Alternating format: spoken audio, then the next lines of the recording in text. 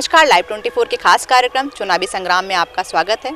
आज हमारी टीम पहुंच चुकी है प्रभु श्री राम की जन्मभूमि अयोध्या जनपद की मिल्कीपुर विधानसभा में, जहां से भारतीय जनता पार्टी के विधायक एवं प्रत्याशी बाबा गोरखनाथ जी आज हमारे साथ मौजूद हैं। आइए उनसे बात करते हैं और जानते हैं उनकी चुनावी रणनीति के बारे में।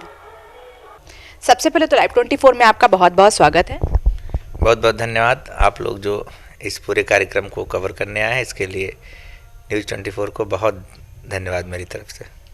वैसे तो अयोध्या में राम मंदिर मुद्दा चल रहा है, भाजपा का नारा है जो राम को लाए हैं हम उनको लाएंगे। आप किन मुद्दे पे चुनाव लड़ रहे हैं? देखिए, स्वाभाविक रूप से मैं अयोध्या का हूँ, अयोध्या वासी हूँ, तो राम का मुद्दा तो पूरे प्रदेश का, पूरे देश का रहा है। 500 वर्षों का जो कलंक था उसको हमारी सरकार ने ख़त्म किया। अयोध्या में भव्य रामदेव मंदिर बन रहा है, अयोध्या सजने जा रही है, अयोध्या संवरने जा रही है। तो हर हिंदू के मन में है, वो चाहे जितना भी कुछ कहे, पर उसको प्रेम है अपने राम से, अपने आराध्य से। तो राम के नाम पे ही आप समझिए यहाँ बहुत बड़ी संख्या में हिंदू वोट करने जा रहा है। आपके मुद्दे क्या हैं? हमारा भी उसमें राम जी पहले मुद्दे हैं हमारे। उसके बाद तो भारतीय जनता पार्टी के किए गए कार्य लोग सराहना कर रहे हैं, उन मुद्दों के साथ जा रहे हैं। आप यहाँ से विधायक भी रहे हैं, 5 सालों में आपके द्वारा यहाँ पे क्या विकास कार्य कराए गए हैं? जो सबसे मील का पत्थर हुआ वो सबसे बड़ा काम था NH। हाँ, जो 1200 करोड़ से ज़्यादा की योजना हम लोग लेके आए थे, तो वो सबसे बड़ा मेरे शासनकाल में रहा। दूसरा, नगर पंचायत कुमारगंज बनवाया, एक बड़ा स्टेडियम बनवाया, कुमारगंज से ब्लॉक तक जाने वाली चौड़ी रोड बनाई, 38 जीरो रोडें बनाई। ये तो मान लीजिए हुआ। अरबों रुपया बिजली के नाम पे सरकार ने दिया, खंभे पुरवे मजरे लगे। जो आम जनता की चेहरे की मुस्कान थी, सरकार ने उसको भी सहेज के रखा। तो ये बहुत बड़ी बात हुई। लोग जो मोदी जी ने सबसे बड़ा जो काम किया, जो जीरो बैलेंस का खाता खुला, उस पे भ्रष्टाचार पे सबसे बड़ा चोट पहुंचा। डायरेक्ट पैसा उनके खातों में पहुंचने लगा, चाहे वो शौचालय का हो, चाहे वो आवास का हो, चाहे किसान सम्मान निधि की बात हो, जो भी था वो सब खाते में जाने लगा। तो जनता को लगा कि कोई बैठा है जो इतनी चिंता कर रहा है। तो अंतिम व्यक्ति के चेहरे पे कैसे मुस्कान आए। पार्टी ने जो इस पे चिंतन किया है वो जनता खुश है। जैसे 2 बार महीने में राशन लेना, वो भी नियम से, उसमें भी है कि अब अंगूठा लगेगा तभी खारिज होगा। तो जो और शासन में साल में 4 महीने 5 महीने राशन बेचे जाते थे, एक तो उस पर नकेल लग गई। अब तो उल्टा हो गया, अब तो खुद कोटेदार, कहीं कहीं सुनने में आता है, बड़ा हंसने वाला सीन होता है, खुद भीख जैसे मांगते हैं कि हे बहनी, हे दीदी, हे भैया, थोड़ा से कम ले लो, हमारा भी काम चल जाए। तो ये भाजपा के द्वारा ही संभव हो पाया है। आप समझो कि 5 सालों में जितना आवास अभी तक उत्तर प्रदेश में दिया होगा, 25 सालों में उतना आवास, उससे कहीं ज़्यादा आवास इस योगी जी और मोदी जी की सरकार में लोगों को पहुँचे। आप चेक कर लीजिए, एक एक गांव में 1 करोड़, 1.5 करोड़, 20 लाख, 25 लाख, 30 लाख, 75 लाख, जैसे जो गांव था वहाँ शौचालय को लेके पैसा मतलब खारिज कर दिया, मतलब सीधे उनके खाते में भेजने का सरकार ने काम किया। करोड़ों में नहीं, अरबों रुपया, पुरवा मजरा, चाहे वो खड़बड़िया में नया केंद्र खुला हो, चाहे अमानीगंज में खुला हो, सब हमारे शासन में हुआ। आम जनमानस की जो चिंता थी उसको बहुत अच्छे से पकड़ा पार्टी ने और उस पर सेवा हुई। जैसे आप बिजली ले लीजिए, बहुत दावा है, 5 साल पहले बिजली 1 हफ्ता दिन में आती थी और 1 हफ्ता रात में आती थी, और ट्रांसफार्मर जल जाने पे बहुत फ़ोटो वायरल होते थे, चंदे लगते थे। कनेक्शन कोई लेने जाता था तो उसकी फ़ीस थी, 5,000 रुपये लगती थी। सरकार आई, 18 से 19 20-20 घंटे बिजली भी आने लगी, फ्री में कनेक्शन होने लगा, ट्रांसफार्मर भी 2 से 3 दिन में बदले जाने लगे। तो जो आम लोग इसीलिए तो सुरक्षित महसूस कर रहे हैं। जो सबसे बड़ी बात थी, उनके शासनकाल में दंगे बहुत हुए हिंदू मुस्लिम के नाम पे। आप पत्रकार हैं, आपने देखा होगा, इन 5 सालों में कोई दंगा नहीं कर पाया। ये योगी महाराज जी की सबसे बड़ी उपलब्धियों में मैं तो मानता हूँ, बहुत बड़ी उपलब्धि। भय मुक्त उत्तर प्रदेश रहा। यहाँ गुजरात की बहुत सारी बेटियाँ आई हैं, चल के खुद आई हैं। हम लोगों को आश्चर्य हुआ, हम लोगों ने खुद स्वयं आई हैं प्रचार करने के लिए। हमने कहा ऐसा क्यों? कहे कि भैया हम लोगों के समय में हम लोगों ने देखा था, गुजरात से हज़ारों हज़ार लोग जाते थे अयोध्या कार सेवा करने, और मंदिर बन रहा है, कहीं योगी जी कोई बात ना हो जाए, कोई लोगों से चूक ना हो जाए, तो हम लोग गुजरात से चलकर आए हैं लोगों से अपील करने कि अपने भगवान का मंदिर जो बन ही रहा, अयोध्या संवरने सजने जा रही है, तो कोई गलती न करें, एक बड़े मन के साथ वोट करें। अभी आपने शौचालय को लेकर के बोला कि यहाँ पे काफ़ी शौचालय बने हैं। अभी मैं एक रास्ते से गुजर रही थी तो वहाँ पे एक प्राथमिक विद्यालय पड़ा था। तो प्राथमिक विद्यालय कुचेरा बाज़ार, वहाँ पे शौचालय आज भी नहीं बना, विद्यालय है बल्कि वो आज भी वहाँ पे शौचालय नहीं है। नहीं, वो है, अंदर है, वहाँ पर है। हाँ, अंदर देखा है, अंदर शौचालय नहीं है वहाँ में। जहाँ बना था NH ने दरअसल बात उसको तोड़ दिया, क्योंकि वो उसमें आ गया था बाउंड्री में।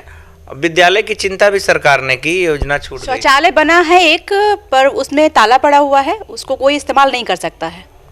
हाँ, देखिए, कुछ चीज़ें मूलभूत सुविधाएं जो होती हैं वो आम जनमानस जब तक उसको नहीं लेना चाहती है तो उसका भी एक समस्या रहती है। पर स्कूलों पर अगर चिंता करें तो ऑपरेशन कायाकल्प केवल उत्तर प्रदेश सरकार योगी जी ने चलाई। हर विद्यालय को इतना पैसा दिया, प्राइमरी को टाइल्स लगा, चमचमाता मिलेगा। हम ये नहीं कहते कि सब एक तरफ से बन गया होगा, पर यह भी दावा है कि हमारी मंशा ठीक थी, हर तरीके से काम ठीक हुआ। हर स्कूल टाइल्स लगाकर बढ़िया से रंग के, मतलब बहुत हाईटेक स्कूल किए गए। चाहे बच्चों के ड्रेस की बात हो बदलने की, उनके स्वरूप को बदलने की बात हो, मतलब बड़ा परिवर्तन लोगों को मतलब हुआ है, लोग इसकी सराहना करते हैं। 25 साल बाद 2017 में आपके द्वारा यहाँ पे कमल खिलाया गया, तो इस बार क्या लगता है, फिर से कमल खिलाने में कामयाब रहेंगे आप? हाँ बिल्कुल, हम तो बहुत हंसते हुए चुनाव लड़ रहे हैं। कहीं जनता का अपार समर्थन मिल रहा है और कहीं से दशमलव में भी शंका मन में नहीं है कि मिल्कीपुर में कमल नहीं खिलेगा। हमको मिल्कीपुर क्या, मुझे लगता है, मुझे क्या, सबको लगता है अयोध्या की पांचों सीट भारतीय जनता पार्टी ही जीतेगी। ऐसे कोई कार्य जो आप अपने वर्तमान में समय में नहीं पूरे कर पाए, आने वाले समय में आप उनको पूरा करने की कोशिश करेंगे? हाँ, एक टीस मन में रह गई, मुख्यमंत्री जी ने उसको आश्वासन भी दे दिया है। ड्योढ़ी से निकलिए, अमानीगंज करियपुरवा चौराहा होते हुए, खंडासा होते हुए और बहादुरगंज होते हुए हलियापुर में की जो रोड है, इसको मुझे चौड़ीकरण में बनवाना है। यही दो बड़े काम है जो मैं इसको बहुत मुद्दे में ले रहा हूँ इस बार चुनाव में। चुनाव के परिणाम के आने के बाद सर्वप्रथम उसी पे दबाव बनाकर मैं चाहूँगा इसी वित्तीय वर्ष में उस पर काम चालू हो जाए। एक सर्वे के अनुसार जाति समीकरण के हिसाब से अगर देखा जाए तो ब्राह्मण और क्षत्रिय आपसे काफ़ी नाराज चल रहा है और यादव वोट बैंक भी यहाँ पे ज़्यादा है और आपके प्रतिनिधि भी यादव हैं, तो कैसे जाति समीकरण कैसे साधेंगे आप? जातीय समीकरण में हम फिट बैठ रहे हैं। चाहे वो सामान्य वर्ग के जो वोटर हैं वो हमारे साथ हैं, मजबूती के साथ, बहुत अच्छे से साथ हैं। विरोधियों द्वारा फैलाया जा ये बातें कही जा रही, उसमें कई निराधार बात है। मैंने 5 साल सबका सम्मान किया है, सबका पैर छुआ है, बहुत सरलता से मिला हूँ, बेटा और भाई बन के मिला हूँ। उसकी चर्चा क्षेत्र में है। दूसरी तरफ जो हमारे प्रतिद्वंदी, उनके बारे में बहुत कुछ नहीं कहना है, बहुत अहंकार से भरे हैं। वहाँ पैर छुआने की परंपरा है और हमारे यहाँ पैर छूने की परंपरा है। जनता इसका आकलन कर रही है और हम लोग एक बड़े जीत के साथ, बड़े अंतर के साथ इस चुनाव को जीतेंगे। मैं कुछ क्षेत्रों के नाम लूँगी, आप बताइएगा कि वहाँ आप आखिरी बार कब गए थे, क्योंकि वहाँ के लोगों का कहना है कि आप वहाँ 5 साल दिखाई नहीं दिए। जैसे कि घाटमपुर, बड़ी नहर, जमुनिया और सराय हेमराज। तो यहाँ के लोगों का मैंने सर्वे किया है तो वहाँ के लोगों का कहना है कि आप वहाँ दिखाई नहीं दिए। नहीं, गलत बात। हम पहले विधायक हैं उत्तर प्रदेश के, जो हमने 42 दिन की यात्रा की थी। एक दिन में 5 गांव जाना, सारे अधिकारी रहते थे, बहुत भीड़ आती थी और छूटे हुए आवास, छूटे हुए शौचालय, छूटे हुए कार्यों को हम लोगों ने सरकार तक पहुंचाया था। इसका बहुत बड़ा बेनिफिट मुझे मिला था। 42 दिन, मतलब उस पर मेरी किताब भी आ रही थी, फिर उसको मैंने रोका। उसमें कई चीज़ें विवादित लिख गई थी तो मैंने उसको प्रकाशित नहीं किया। तो वो 42 दिन की जो यात्रा था उसमें कोई गांव नहीं बचा था। देखो, घर घर कोई भी, चाहे हम विधायक बने, कोई बने, कोई घर घर नहीं जाता। सरकार के वातावरण बनता, उनकी योजनाओं, सरकार का, विधायिका का मतलब है समाज कैसे ठीक रहे, प्रदेश कैसे ठीक रहे, आम जनमानस को योजनाएं कैसे ठीक रहे, इस पे फोकस करना चाहिए। तो फर्जी बात है, जिसको नहीं देना है वो कहेगा कि यहाँ नहीं आए, वहाँ नहीं आए। जिसको देना है वो जिंदाबाद करता है, वो देता है। ये राजनीतिक परंपरा है, ये चला करती, इस परंपरा को कोई रोक नहीं सकता। कोई ऐसा गांव नहीं जहां मैंने 10 से 15 चक्कर नहीं लगा दिए हों। चाहे राम जी की मंदिर की बनने की बात हो, उस यात्रा, वो भी यात्रा में ऐसा नहीं है। उपाध्यायपुर जो गांव बता रहे, सबसे ज़्यादा चंदा मुझे उसी गांव के लोगों ने दिया था। मुझे सबसे ज़्यादा चंदा उसी गांव में मिला। और घाटमपुर में मैंने कम से कम 15 चक्कर लगाए होंगे जब से मैं विधायक बना। कोई विधायक, मेरा दावा है उतना कोई नहीं गया होगा। फेसबुक आईडी है मेरा, तो चैलेंज है कि वो भी अपना खंगाल ले, हम भी खंगाल लें। उपस्थिति दर्ज कराने का वो चेक कर सकते हैं। पर वो तथाकथित कुछ गांव में होता है राजनीति, सब वोट तो हमको मिलना ही जाएगा कि जितने यहाँ हैं सब हमको वोट दे देंगे। तो इस तरीके का आरोप प्रत्यारोप राजनीति का एक हिस्सा है, श्रृंगार है, ये लगता रहता है। इससे मैं विचलित तो भयभूत होने वाला नहीं हूँ। एक वीडियो आपका आया था कोरोना काल में, जिसमें आप अपनी सरकार के खिलाफ धरने पे बैठ गए थे पोस्टमार्टम हाउस के बाहर। तो वो क्या पूरा मामला था? उसमें आपको ऐसा क्या हुआ कि आप अपनी सरकार के खिलाफ आपको जाना पड़ा? नहीं, धरने में नहीं बैठे थे, मैंने उसी समय खंडन किया था। 4 लोगों की निशंस हत्या हुई थी, पोस्टमार्टम लेट हो रहा था, तो मैंने नाराज़गी जताई थी। और वो आज भी वीडियो पड़ा, उसको कुछ लोगों ने तथाकथित, अब भैया हम बैठे हैं, कोई उसको धरना रूप दे दे। हम गए थे लाश लेने, चूँकि उसके घर कोई नहीं बचा था। उस 4 लोग थे उस परिवार में, सबको मार दिया गया था। 2 बच्चे थे, पति पत्नी थे। तो उसको मुझे लेना था, उस लाश को, उसका दाह संस्कार करना था, इसलिए मैं था। उसमें लेट हो रहा था तो मैं नाराज़ हुआ कि, तो उसमें टेक्निकल पॉइंट था। बाद में मुझे भी एहसास हुआ कि नाराज़गी बहुत ठीक नहीं थी, क्योंकि उसमें वीडियोग्राफी जो थी, उसी बीच में वो जो जिसने मारा था, जिसने हत्या की थी, वो पकड़ा गया, भाग रहा था, फायरिंग वायरिंग किया था, पुलिस पे क्या था। तो वहाँ जो फ़ोटो सेशन करते थे चले गए थे, तो वीडियो रिकॉर्डिंग की वजह से लेट हुआ था। ऐसी कोई बात नहीं थी। उसमें न्याय मिला उन लोगों के ऊपर। जेल में है पूरा परिवार जिन लोगों ने इस घटना को अंजाम दिया था। एक प्रधान हत्याकांड का मामला हुआ था, उसमें आप काफ़ी विवादों में आए थे, आपके ही कार्यकर्ताओं को लेकर के काफ़ी विवाद हुआ था। उसमें आप, ऐसा क्या हुआ था? वो ऐसा कुछ था नहीं, गलतफहमी का शिकार हो गए लोग। फिर मैं अगले दिन गांव भी गया, लोगों ने पश्चाताप भी किया। बहुत लोग आए, मेरी सरलता देखते हुए सारे लोग फिर जगह जगह मीटिंग किए। फिर मैंने वहाँ चुनाव लड़ाया एक व्यक्ति को पार्टी से, मुझसे काफ़ी करीब था। तो मैं 2 ही गांव जीता था, आप जान लीजिए। जिस गांव में ये बात बता रही हैं, मैंने कहा मैं पलिया प्रताप शाह जीता और रनापुर, यही 2 गांव मैं बड़े वोटों से जीता। अगर मैं गंदा होता, विवादित होता, तो मैं वहाँ चुनाव हार जाना चाहिए था। पर आप उठा के देख लें, हम 2 ही गांव जीते थे, पलिया प्रताप शाह, वहाँ उनके परिवार के प्रति हमारी सहानुभूति है। वह तथाकथित यादव और क्षत्रियों का मामला था। तो बहुत कुछ राजनीति में हम लोग बड़े अच्छे दिल के हैं, बहुत कुछ नहीं समझ पाते। तो वहाँ कुछ तथाकथित लोगों ने हो हल्ला किया था। बाद में हम दूसरे दिन गए, वहाँ पर सारे लोग बैठे, उनके परिवार के पास मैं 2-3 बार जा चुका, आना जाना है। कहीं से कोई इस तरीके की बात नहीं ना, उस घटना का कहीं उसको कोई लिया। भाई हमने बड़ा साफ कहा, हमने कहा हमने तो हत्या की नहीं थी, एक घटना होनी पर आरोप लगा था पुलिस प्रशासन को लेकर, आप शायद ट्रांसफ़र को लेकर कोई आरोप लगा था उसमें आपके ऊपर? नहीं, वो सब फर्जी बातें रहती हैं। राजनीति में बहुत कुछ फर्जी चीज़ें होती रहती हैं। बताया ना, ये सब राजनीति का श्रृंगार है कि इन चीज़ों को कैसे आप रोकेंगे, कैसे मैनेज करेंगे। वो एक जो भी समाज सेवी होता है, राजनेता होता है, इस तरीके के आरोपों का कैसे खंडन करेगा, कैसे सामना करेगा, ये आरोप प्रत्यारोप चलता है। आप युवा विधायक हैं, युवाओं को लेकर के क्या आपका विज़न है? युवा मुझे बहुत मानता है। युवाओं का हुजूम यहाँ देखने को बनता है। पूरे ज़िले के युवा मुझे बहुत पसंद करते हैं, हर जात के युवा बहुत पसंद करते हैं। युवा है मतलब अच्छा लगता है। और युवाओं को यही संदेश है कि नियम धर्म से रहें। हम लोग मर्यादा पुरुषोत्तम भगवान राम की धरती से हैं, तो कम से कम राम के जो भी उन्होंने अपना जीवन चरित्र जिया है उसका हम लोग पालन करें, बहुत सादगी से अपना जीवन जिए। और बाकी जब हम अपने अनुशासन में रहेंगे तो कोई ऐसी सफलता नहीं है जो हमको ना मिल जाए। युवाओं को मेरे यही संदेश है। आप राजनीति का चाणक्य कहे जाते हैं, पर एक समय ऐसा आया था कि आप शायद बहुत ज़्यादा परेशान हो गए थे, आपको लग रहा था कि आप ये सब नहीं आप कर पाएंगे। फिर वो ऐसा क्या हुआ था कि आपको ऐसा लगने लगा था कि आप ये सब नहीं कर पाएंगे? वैसे तो आप यहाँ पे काफ़ी, आपकी छवि अच्छी मानी जाती है, लोग कहते हैं कि आप राजनीति के चाणक्य हैं। तो क्या हुआ था ऐसा? अरे ये मन है, कभी कभी विचलित हो जाता है। मुझे लगा कि राजनीति में थोड़ा सा एक बार मन में खटास आई, क्योंकि मैं बड़े अच्छे से सेवा भाव करता हूँ, करने की कोशिश रहता हूँ। कोई आरोप नहीं है मेरे चरित्र पे, जैसे कहीं कोई आरोप नहीं है, किसी तरीके का मेरे ऊपर आरोप नहीं है। तो मन कभी कभी दुखी हो जाता है कि क्यों मन दुखी हुआ था? ऐसा क्या हुआ था जो आपको ये लगा कि आपको राजनीति से ही त्याग पत्र दे देना चाहिए?